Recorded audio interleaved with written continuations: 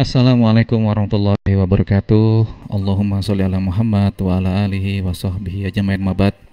Ya sahabat swada, alhamdulillah ya, hari ini hari ketiga insya Allah puasa kita nih sahabat ya, bertepatan dengan tanggal 3 Maret 2025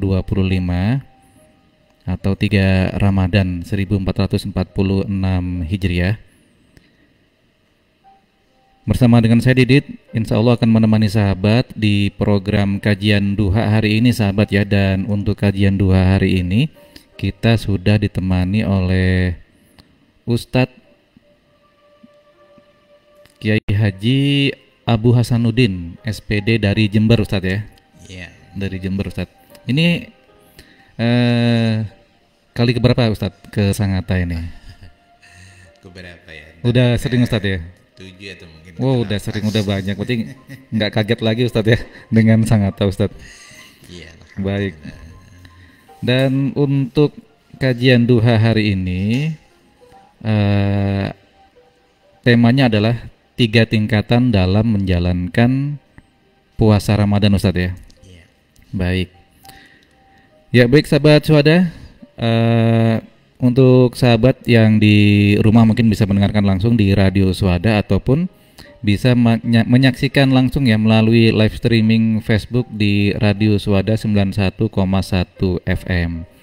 Dan langsung saja kita dengarkan ya kajian dua hari ini bersama dengan Ustadz Kiai Haji Abu Hasanuddin dengan tema tingkatan dalam menjalankan puasa Ramadan. Baik, silakan Ustadz. Baik.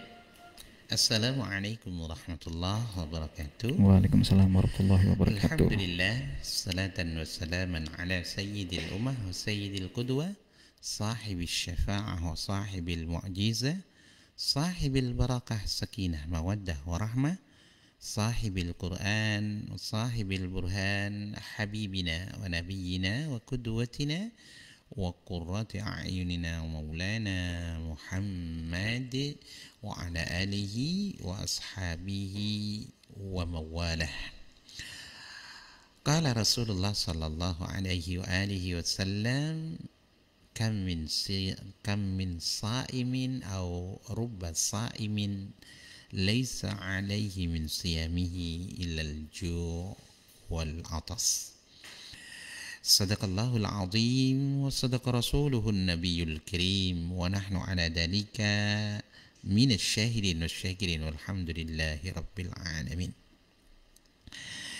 Sahabat Swada dimanapun berada, alhamdulillah kita bisa berjumpa lewat udara, bersua walaupun juga kadang lewat kata, tapi mudah-mudahan tidak mengurangi rasa silaturahim kita yang akan menghadirkan janji Rasulullah, siapa yang bersilaturahim maka Allah akan menghadiahkan kepadanya beberapa perkara. Yang pertama, Rasulullah menyatakan man arada ayyubsata lahu fi rizqi wa yunsa'alahu fi athari falyasil rahimahu. Siapa gerangan yang ingin diluaskan rezekinya, disehatkan badannya, maka hendaknya dia rajin bersilaturahim. Mudah-mudahan silaturahim kita hari ini bisa menjadikan Allah makin meridai kita, menyehatkan badan kita, dan meluaskan rezeki setiap kita. Allahumma amin. Salawat ma'assalamah moga terhaturkan pada baginda Rasulullah sallallahu alaihi wasallam sebagai qudwah hasanah terbaik kita, suri tauladan, standar kehidupan kita untuk meraih keberkahan di dunia sekaligus keselamatan di akhirat. Dan sudah tentu Rasulullah menyatakan man ahya sunnati faqad ahabbani wa man ahabbani kana ma'i dakhalal jannah. Kita bersemangat karena Rasulullah menjanjikan siapa yang berusaha menghidup-hidupkan sunnah itu dalam kehidupannya, maka ia termasuk orang yang mencintaiku, dan siapa yang masuk di antara mereka yang mencintaiku pasti kelak akan membersamaiku sampai ke surganya Allah Subhanahu wa taala. Mudah-mudahan siang di hari ketiga Ramadan kita ini Allah sampaikan rasa rindu dan cinta kita pada baginda Rasulullah sallallahu alaihi wasallam. Mudah-mudahan Ramadan ini menjadi bagian terkonkret kita untuk bisa meneladani baginda Rasulullah Amin. sallallahu alaihi wasallam.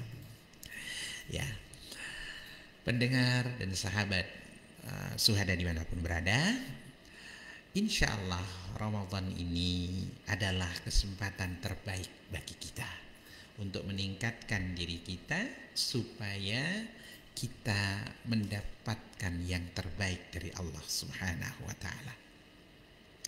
Betapapun demikian, kita mendapati Rasulullah Sallallahu Alaihi Wasallam mengisyaratkan supaya kita meningkatkan selera kita, supaya kita menjadi orang-orang yang istimewa. Karena bagaimanapun Ramadan ini adalah jamuan dari Allah yang amat sangat istimewa, menjadi tamu terbaik yang paling istimewa, dan tidak mengistimewakannya kecuali baginda Rasulullah sallallahu alaihi wasallam sebagai nabi teristimewa bersama para sahabat-sahabat terbaik dan tentu tabi'in. Oleh karenanya, kalau kita menjalankan Ramadan ini, kita diharapkan bukan cuma memperbaiki kuantitas puasa kita, tapi bagaimana juga meningkatkan kualitas kita. Karena memang pada akhirnya semua pelayanan itu minimal berada di 3 tingkatan berbeda. Kalau kita naik kendaraan, ada kelas ekonomi, ada kelas eksekutif, bahkan ada juga kelas di dalamnya, ada kelas bisnis dan kelas eksekutif. Ada di situ ya kelas biasa, ada kelas VIP, ada kelas VVIP. Begitu pula juga kelak kita juga akan memasuki rombongan-rombongan yang berbeda. Ada yang begitu cepat dilayani oleh Allah, mereka adalah as-sabiqun as-sabiqun. Siapa mereka yang cepat-cepat itu berlari dengan cepat, disirat dengan cepat, dihisab dengan cepat? Mereka ulaikal muqarrabin. Muqarrabun itu adalah orang-orang yang sebenarnya dekat sekali. Sebagaimana kita saat Ramadan ini sebenarnya tujuan ending di antara harapannya adalah wasjud waqtarib, kalau kalian sujud maka kalian akan makin mendekat. Sebagaimana Ramadan ini Allah menutup ayatnya dengan indah, fa idza sa'alaka ibadi anni fa inni qaribun akrab. Sebenarnya hubungan kita dengan siapapun ada hubungan biasa, ada close dan ada akrab, ada best friend ya. Sehingga kita berbeda sekali dengan mereka yang akrab. Harapannya kita ini menjadi orang-orang yang akrab. Atau orang-orang yang ya orang-orang golongan kanan. Disebut ya orang-orang golongan kanan, orang-orang yang selamat, ya orang-orang yang terbiasa dengan kebaikan-kebaikan, sabiquna bil khairat. Jadi kembali lagi kepada titik pembahasan kita bahwa Ramadan ini diberikan oleh Rasulullah contoh-contoh bahwa puasa tingkatan paling rendah yang bisa kita dapati adalah mereka yang hanya mampu menyelesaikan seluruh larangan-larangan yang membatalkan. Ini adalah puasa yang sebenarnya hanya menggugurkan kewajiban. Sehingga ulama menyebutnya dengan siyamul am. Ya, puasanya orang awam kebanyakan yang penting tidak batal, sehingga tidak berdosa. Cuman apakah ia dapat ya kelebihannya? Belum. Karena kelebihan yang kedua ini masuk siyamul khas. puasanya orang yang khusus dan istimewa. Sudah tentu kalau begitu nanti pasti akan mendapatkan perlakuan khusus, dapat balasan khusus, dan nanti dapat keistimewaan. Ya, siapa di antara mereka yang mampu, yang masuk pada deretan ini? Kalau yang pertama hanya bisa menahan dari al-muftirat, seperti makan, minum, tidak berhubungan suami istri, tidak muntah dengan sengaja, dan berbagai al-muftirat yang lain, mulai terbitnya fajar sampai tenggelamnya matahari. Tapi bagi orang yang istimewa ini adalah mereka yang mampu menjaga indranya, wabil khusus lisannya, kemudian telinganya, dan sudah tentu matanya. Walaupun juga disebutkan kehormatannya. Jadi orang-orang yang bukan cuma tidak makan dan minum, tapi mampu menjaga ucapannya. Karena jujur saja di lisan ini paling tidak ada penggelincir-penggelincir yang bisa melobangi ya wadah tempayan pahala puasa kita. Misalnya yang ada di lisan kita ada namanya ghibah. Membicarakan seseorang di belakang dia. Membacakan apa? Berbicara tentang fakta, tapi tidak di depannya, tapi di belakangnya. Inilah yang terkadang perlu kita waspadai. Itu. Yang kedua, berbicara sesuatu yang tidak fakta di belakangnya, namanya fitnah. Baru ada berbicara ke sana kemari tentang sesuatu yang tidak benar, namanya namimah. Inilah yang sebenarnya tanpa kita sadari kadang kita terjatuh pada ghibah-ghibah ini. Nah, ini memang salah satu yang paling rumit diisyarahkan oleh Allah itu adalah bagaimana ujian ini terbanyaknya adalah kaum Hawa. Kaum Hawa. Sementara bagi kita yang kaum Adam ini ujiannya ada di dua mata kita. Itulah kenapa kata Allah kullil mu'minin, katakan kepada mukmin laki-laki itu, yaghuddu min absarihim, hendaklah ia menahan pandangannya. Minimal seperti yang disampaikan oleh baginda Rasulullah kepada Sayyiduna Ali. Apa itu? La tattabi'un nadratan nadrata fa inna lakal ula wa laika lakas sani. Artinya jangan engkau ikuti pandangan yang pertama dengan pandangan yang kedua, karena rezekimu yang pertama bukan lagi milikmu yang kedua.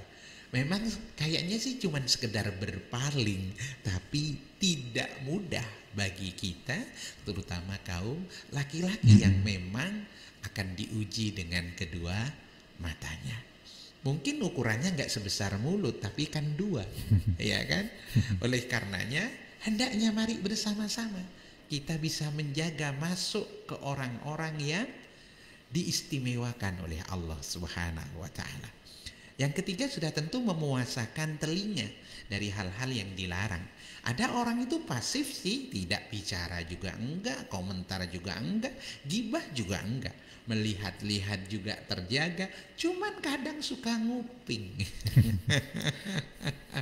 Saat sedang ada pembicaraan tidak benar, dia tidak segera pergi. Dia kepo, Mas, ingin mendapatkan sesuatu. Tetap itu akan melobangi tempayan pahala kita, sehingga pada akhirnya bisa ngucur pahala itu. Masya Allah, sayang beribu sayang. Kita tahan semuanya, ya, kita kumpulkan semuanya, ujung-ujungnya Masya Allah terjadi kebocoran di mana-mana. Oleh karenanya salah satu tipnya supaya kita bisa sampai ke derajat ini adalah kita berkumpul dengan orang-orang terdekat kita, lalu kemudian kita mensepakati satu istilah yang saling mengingatkan dan menguatkan. Misalnya, ya hari ini puasa, jangan lupa. Atau ma, hari ini puasa. Atau kepada anak, dek, puasa lo ya. Atau kepada kakak, kak, puasa. Jadi begitu ada bicara yang tidak pas, misalnya anak perempuan kita atau mungkin ibundanya bilang, dek, puasa. Oh kan saya bilangnya benar. Puasa. Ini salah satu supaya kita bisa teringat kembali dan segera kita menutup lubang itu.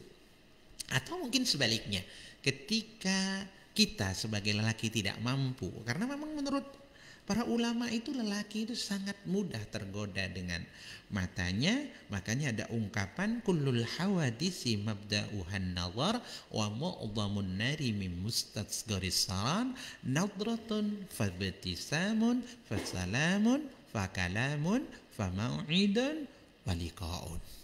Artinya segala sesuatu di muka bumi ini sebenarnya biang keroknya karena pandangan.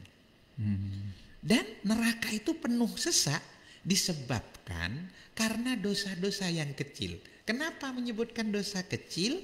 Karena memang pandangan sebagian dianggap hanya dosa kecil. Walaupun kita tahu jarang ada berita orang ya terjatuh atau kecelakaan nabrak gunung. Tetapi kita akan sangat wajar mendengar berita dia terjatuh karena terpeleset ya pasir-pasir yang disebar di jalanan. Memang yang kadang menggelincirkan wa mu'dhamun nari min mustasgharis sarar. Jadi kesalahan yang dianggap kecil di antaranya maka disebut nadratun. Hati-hati dengan memandang, karena kalau ini dibiarkan akan naik menjadi wabtisamun, akan tersenyum. Kalau sudah tersenyum akan naik stadiumnya fasalamun, berani menitip salam. Kalau sudah berani menitip salam, fakalamun, maka akan berani berbicara. Kalau sudah berani bicara, famau'idun, akan muncul komitmen untuk bisa bertemu dalam janji. Kalau sudah begitu, ya sudah faliqaun, maka ketemu. Apa yang terjadi ketemu? Ya seperti yang sering kita dengar, ya panas, kipas, angin. Ya itu di situ sebenarnya dikobarkannya. Maka cukup kita palingkan, cukup kita tahan, sebenarnya ini yang akan menyelamatkan. Maka kalau kita sebagian dari keluarga dan teman, ketika kita melihat teman lain mulai tidak mampu mengendalikan pandangan, yuk sebutkan lagi, Mas, puasa lo ya. Dek, puasa lo ya. Ya, puasa lo ya. Ini menjadikan kita terjaga, berada naik di tingkatan orang biasa, menaikkan diri kita ke tingkatan istimewa. Nah, bahkan ada juga yang sebenarnya di tingkatan amat sangat istimewa. Nah ini sebenarnya lebih rumit lagi, tetapi bukan tidak mungkin kita mencoba untuk sampai ke sana ya. Apa? Mereka yang masuk pada tingkatan yang amat sangat istimewa ini adalah mereka yang bisa menguasai lintasan-lintasan hati dan pikirannya. Kalau ini masih terlintas, makanya kadang keluar dalam bentuk mohon maaf, ucapan. Iya kan?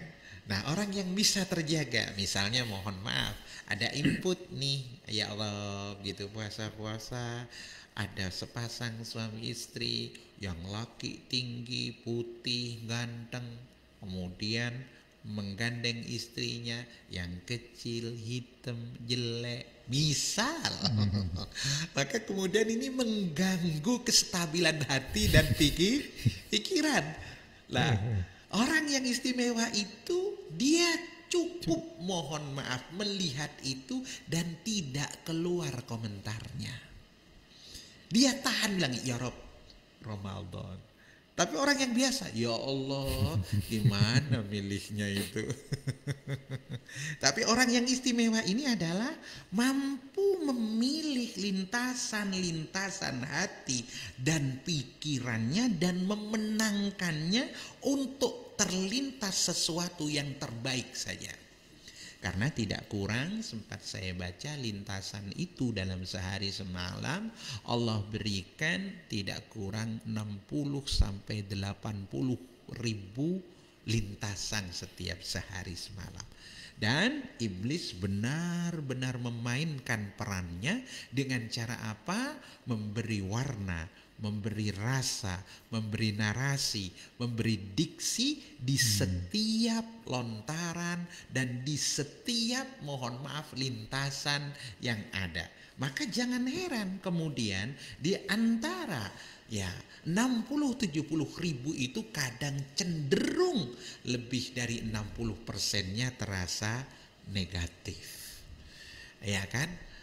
Ya. Sehingga apa? Harusnya di setiap nuktoh, di setiap kalau bahasa Al-Quran tuh sanurihim ayatina fil afaq. Aku sebenarnya ingin menunjukkan tanda-tanda kebesaranku ini di seluruh ufuk ini. Sehingga Allah kasihkan semuanya itu bagian dari signal-signal yang bisa kita tangkap untuk menyampaikan kita kepada Allah. Kalau tidak melalui Quran, berarti melalui membaca alam, membaca semua lintasan yang terlihat oleh mata, terdengar oleh telinga, terfikirkan oleh pikiran kita, terlintas dalam batin kita. Seharusnya semuanya ini didaya gunakan untuk benar-benar mengingat Allah Subhanahu wa ta'ala. Makanya orang-orang ini adalah mampu meminit lintasan-lintasan buruknya sehingga mohon maaf bisa diolah menjadi lintasan-lintasan baik. Jadi pendeknya semua yang ia lihat, semua yang ia dengar dan semua yang ia pikirkan akan menyampaikan dia kepada satu kesimpulan, Rabbana ma khalaqta hadza batila. Sehingga sampailah kita kepada mereka yang cerdas itu. Siapa? Yadhkurunallaha qiyaman wa qu'udan wa ala junubihim wa yatafakkaruna fi khalqis samawati wal ardh, sampai pada kesimpulan Rabbana ma khalaqta hadza batila. Bisa jadi kita melihat keburukan di depan kita, tapi mengingatkan kita kepada Allah, muncullah istighfar kita, keluarlah hamdalah kita. Kenapa? Karena dari istighfar, karena kita tidak mampu mencegahnya, tapi kita bisa menghindarinya. Kita melihat apapun kekurangan, muncul ya Allah, apa yang bisa saya lakukan? Ide apa yang bisa menjadikan mereka terangkat? Melihat anak-anak yang terlantar, ide apa yang muncul selain mengingatkan kepada Allah? Kayaknya ini ada seperti ini, harus dimunculkan seperti ini. Sehingga apa? Anak-anak terlantar itu bisa ditangani. Begitu sebenarnya semua inspirasi di sekitar kita.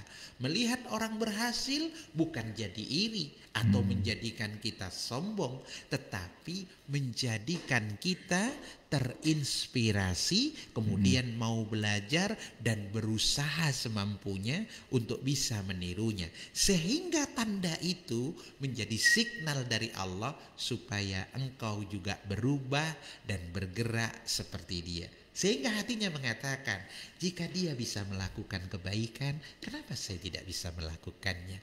Jika dia dalam keterpurukan, kenapa saya tidak mengingatkannya? Kalau dia mohon maaf dalam keterbatasan, berarti ia Allah titipkan ke kita untuk kita berikan seluruh kebaikan demi kebaikan.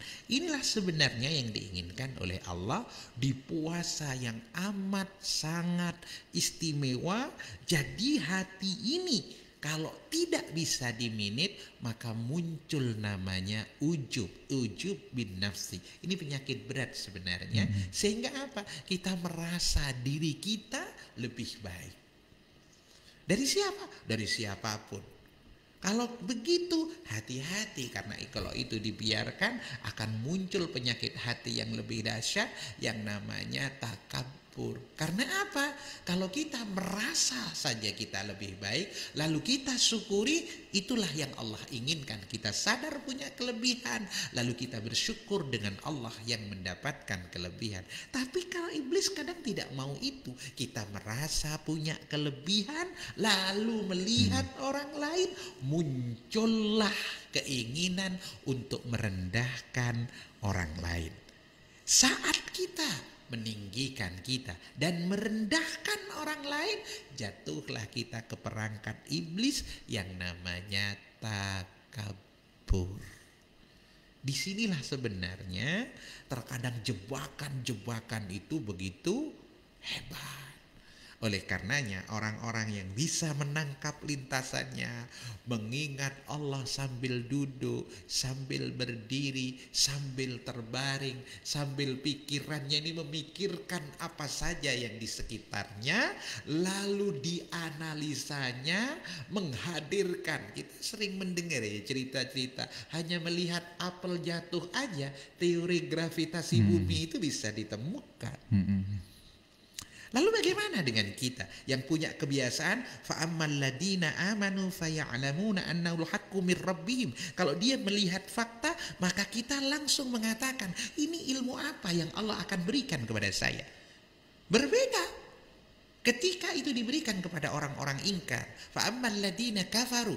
Ketika orang ingkar itu mendapatkan Allah menciptakan nyamuk, lalu dia mengatakan, apa maunya Allah? Sudahlah kecil, merugikan. Kenapa harus diciptakan? Sudahlah membahayakan. Tidak, bagi kita tidak. Ini makhluk yang terbaik karena Allah tidak akan menciptakan tanpa fungsi-fungsi terbaik.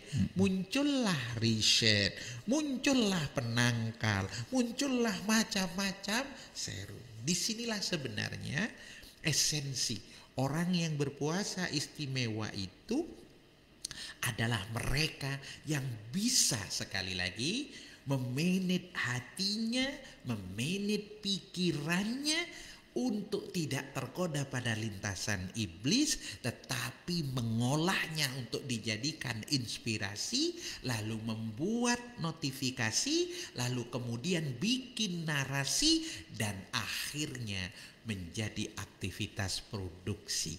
Jadi bukan sekedar konsumsi, tapi produksi yang menghasilkan kebaikan, yang kebaikan itu bisa dinikmati oleh semua. Mudah-mudahan semua di antara kita hari ini yang sedang berjuang dari yang dilarang dimudahkan. Amin.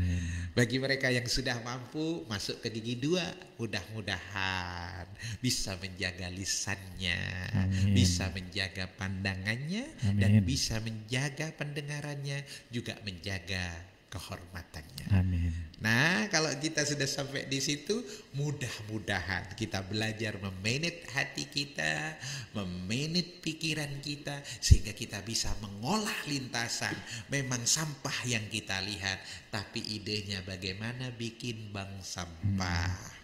Walaupun kita kotor kita lihat, tapi bagaimana kita menginspirasi untuk menghadirkan hal-hal yang bisa membersihkannya. Memang orang lemah yang kita lihat, bukan untuk dilemahkan dan digibai, tapi bagaimana itu inspirasi supaya kita hadir dalam kelemahan mereka sehingga mereka menjadi berdaya.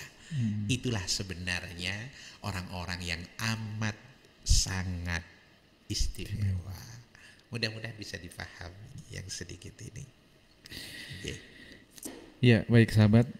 Itu tadi ya kajian duha hari ini bersama dengan Kiai Haji Abu Hasanuddin dari Jember dengan tema 3 tingkatan dalam menjalankan puasa Ramadan kita, dan semoga kita bisa menjadi orang yang selalu meningkat nih sahabat ibadahnya di bulan puasa dan di bulan Ramadan saat ini sahabat ya. Baik Ustadz, kita tutup kajian dua hari ini dengan hamdalah alhamdulillahirabbil alamin Alhamdulillahirabbil dan alamin. doa kafaratul majlis. Subhanakallahumma Subhanakallahumma wa wa bihamdika bihamdika asyhadu an la ilaha illa anta astaghfiruka wa atubu ilaik. Demikian sahabat, terima kasih atas partisipasinya dan mohon maaf bila ada kesalahan. Wassalamualaikum warahmatullahi wabarakatuh. Waalaikumsalam warahmatullahi